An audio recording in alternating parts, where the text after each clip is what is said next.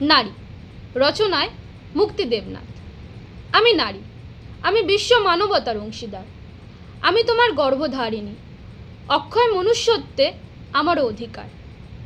আমি তোমায় লালন করি, প্রয়োজনে বজ্র আঘাত হানতে পারি। আমার পায়ের তলায় মহাকাল, রক্তবীজ নাশ করতে রক্ত পান করতে পারি। আমি সর্বংসহা নারী, আমি নভশ্চরা, আমি স্বয়ংবরা। হৃদয় গহনে তোমার অন্নদা। আমার ললাটে সিঁদুর রেখা, মাথায় হিজাব, এলো খোপায় রক্ত গোলাপ। আমি কর্পোরেট, আমার হাতে তীক্ষ্ণ তলোয়ার। আমি সত্যকামের জ্বালা, আমি সংহারকারিণী, আমি জননী বসুন্ধরা। আমি নির্ভয়া, আমি তিলোত্তমা। মননে আমার মনীষার আলো, হাতে হাজারো মোমবাতি জ্বলন্ত।